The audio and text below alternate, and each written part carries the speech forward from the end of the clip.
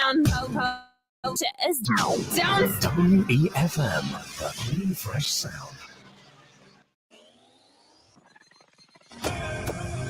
Rise and shine.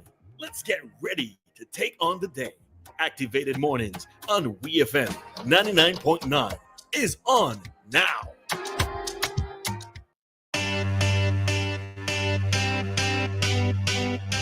It is now 21 minutes past the hour of 9 o'clock, and it's time for our Talk to Me segment, our open forum. You're listening to myself, Ari, and of course with me, Roleza.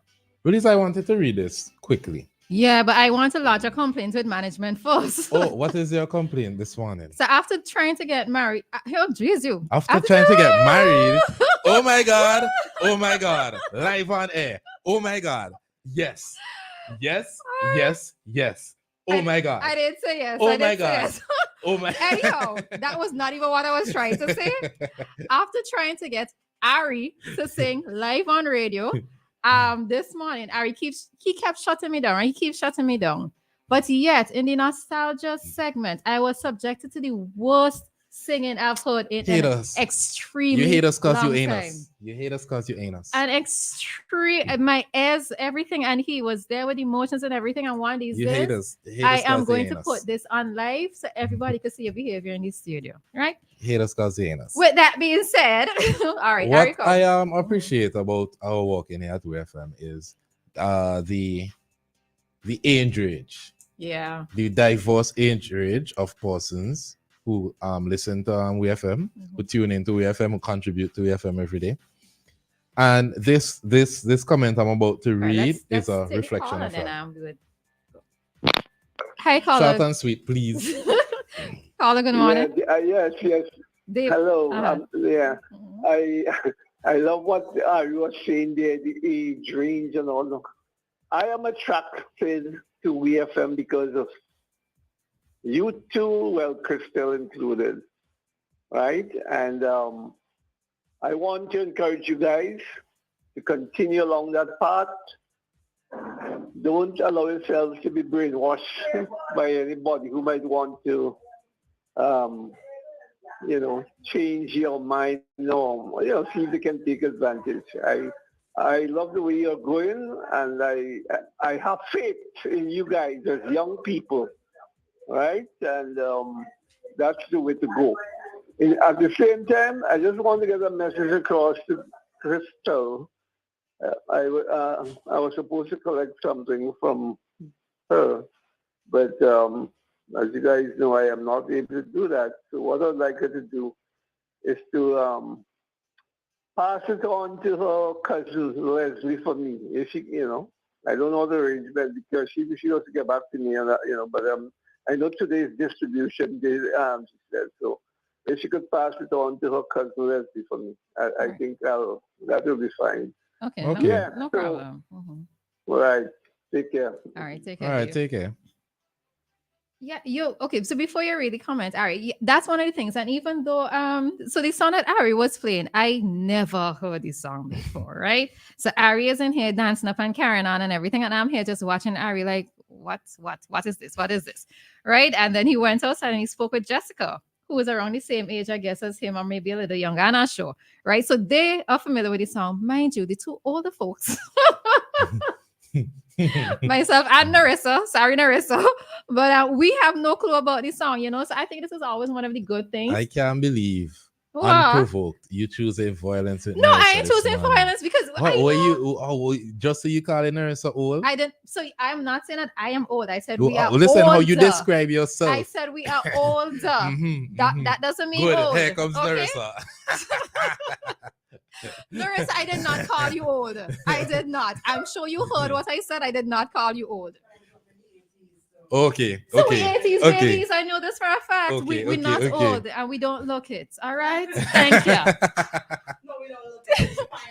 Amen. All right. All right.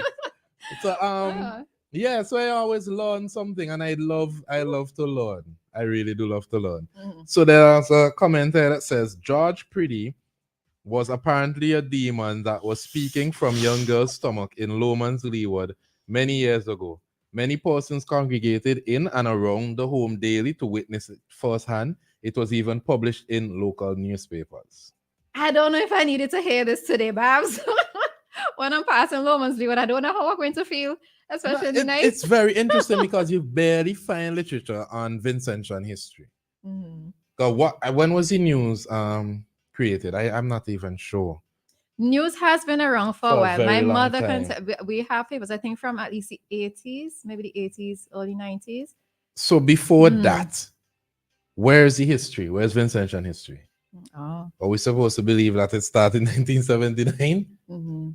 I would like to believe that we have a rich history, including, of course, the First and Second Carib War. I would like to see a lot of that I documented think there properly. are publications, if I'm not mistaken, Dr. Adrian Fraser, along with maybe another person or two other persons. Somebody could correct me if I'm wrong, but they do have a book on Vincentian history. I'd like to see that book.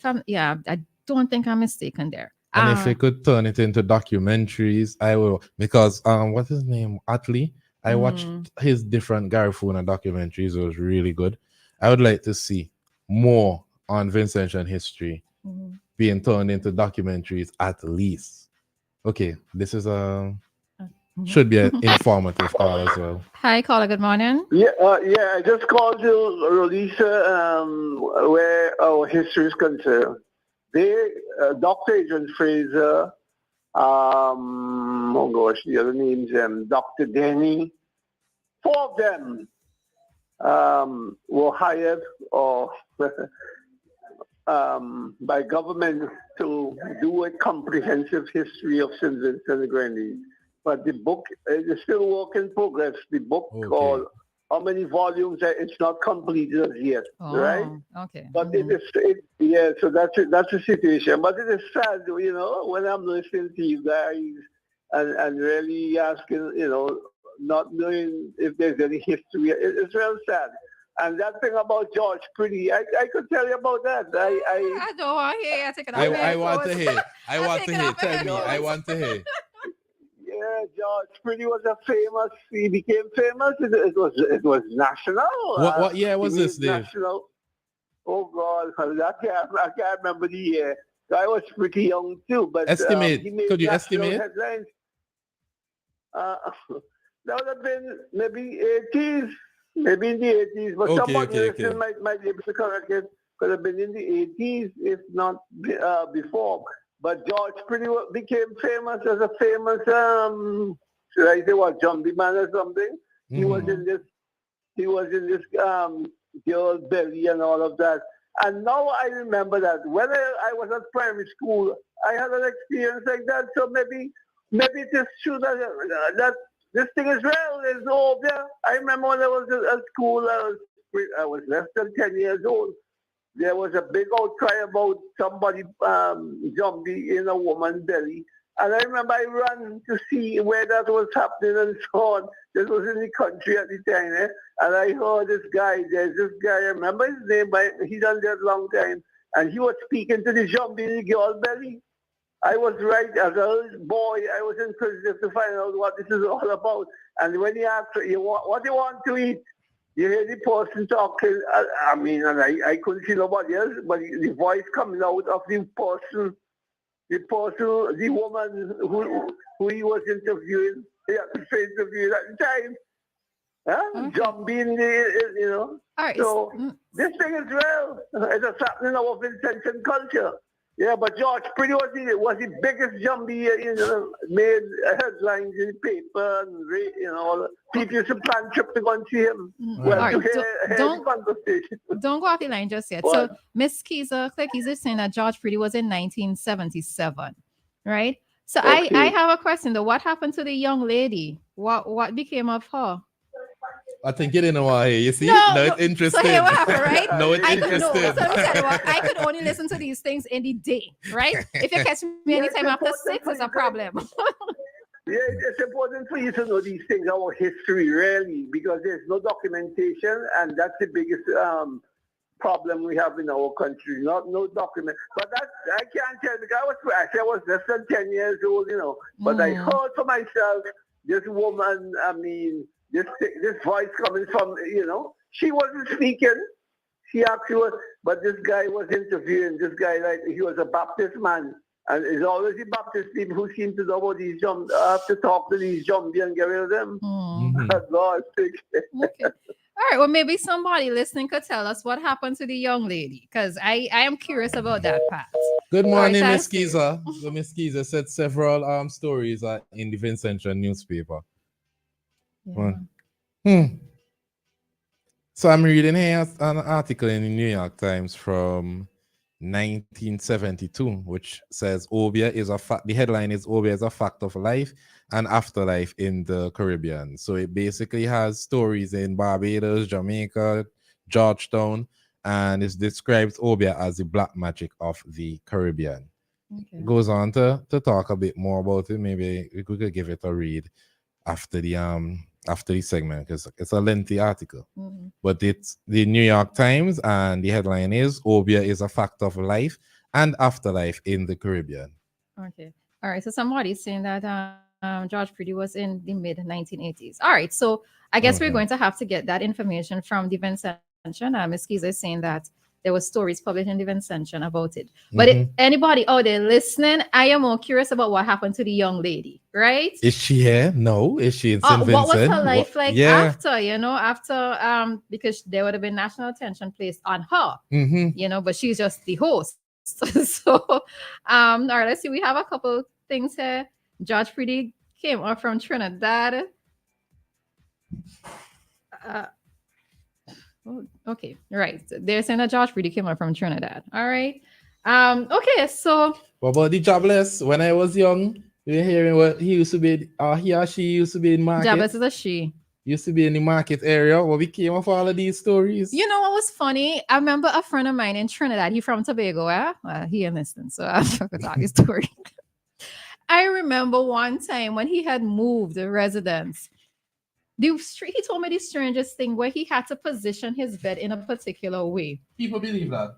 I couldn't believe it. And I think coming from a man, I just couldn't believe him as well actually believing it, because he was saying that he had to position the bed in a way, I think maybe away from the sun or something. But it's something that his mother said.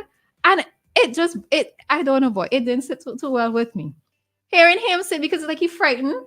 And I'm saying this, you telling me this as a man, it was just nah. They say man for stand up, man for talk. Listen, like man. Man. To a we can't be frightened. You understand? To a we can't be frightened. If I don't want to hear certain things after 6 in the night, you had to be my protector. You understand? So you can't frighten too. So yeah, that is it on Obeah, George Priddy.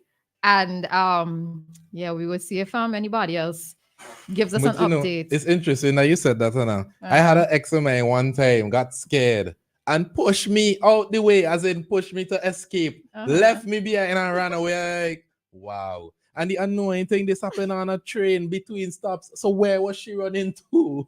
Where was she going? I would have put you in front. Where was she going? I was putting you in front. Wherever happened, you take it. Wow.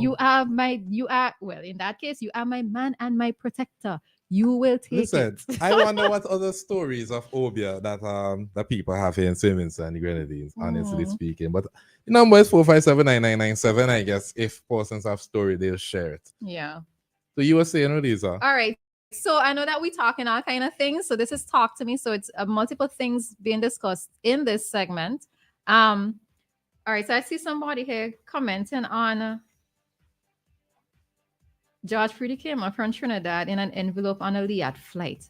All right, there we go. Excuse her. And she laughing. That's amusing. Right? Somebody is saying if they could get it. Well, I know that there's a water situation in Georgetown, Vinci Georgetown. So they're asking for water truck to be sent to the Caratal area, please. All right. So all right, yes. Remember the mud flow problem.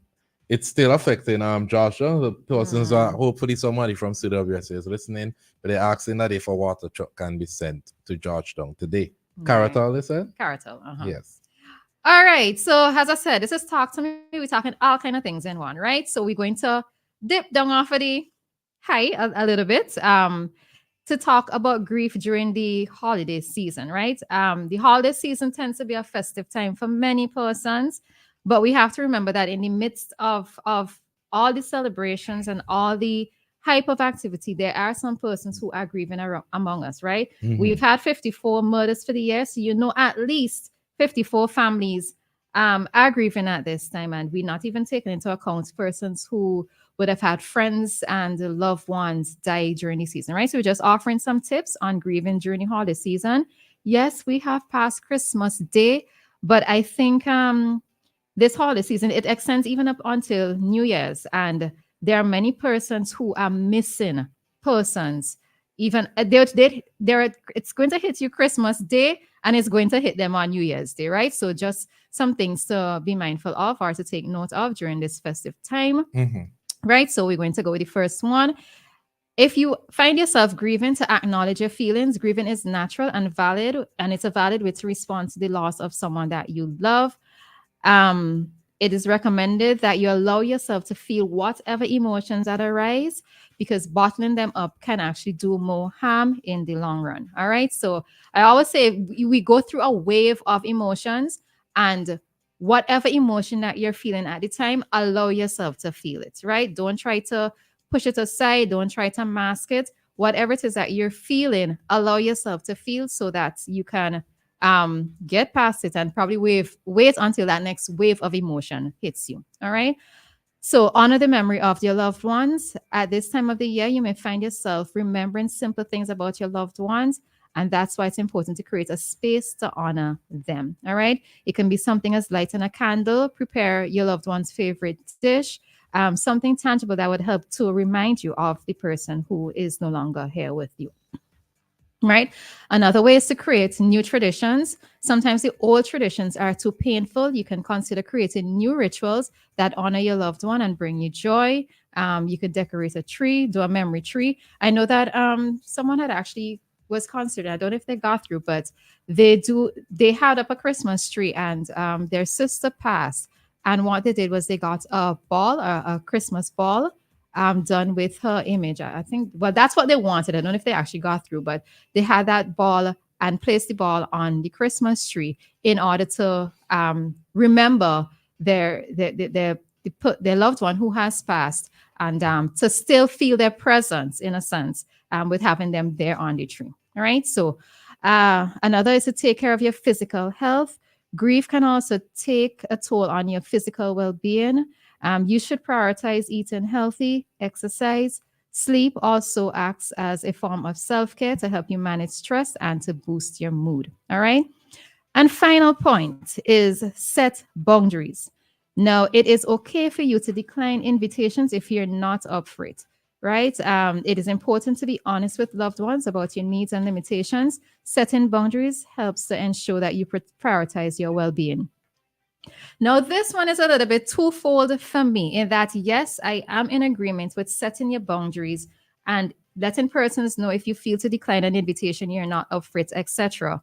But I also think that for us, it is also important for us who recognize that somebody is grieving to find a way to let them know that we still wish for them to be a part of our lives, right? There are many times when persons are grieving, what they do is that they want to just be left by themselves. They want to just be alone. They don't want to communicate with anybody. They don't want to go out. And I can understand why. But I think sometimes for us as persons who recognize that this is happening with a particular individual is to still reach out, right? You can ask them if they want to go out to a particular event just to get out of the house, etc. Always extend that invitation to them so that they will know that at least somebody still cares. You know, like even on Christmas Day, New Year's Day, when so much food is around, you know, something as simple as dropping a plate for them. They may not necessarily want to necessarily come and spend that time with you or dine with you, but you can drop that plate of food for them, because we know cooking can be a chore. Not everybody is up for it. It's just a lot easier to eat bread and butter, not because you're going through hard times, but because, you know, you need to eat something, but you don't want to prepare a proper meal, you know. But if there are instances when you've recognized that somebody who is secluding themselves because they're grieving, still throw out that invitation to them. They may decline. it's okay for them to decline, but at least they know that you're still there and that you care about them. All right. Ari, All anything right. to add? Nope. The time is now 9:40. It's This gonna boy. be, and it's time for a community dateline.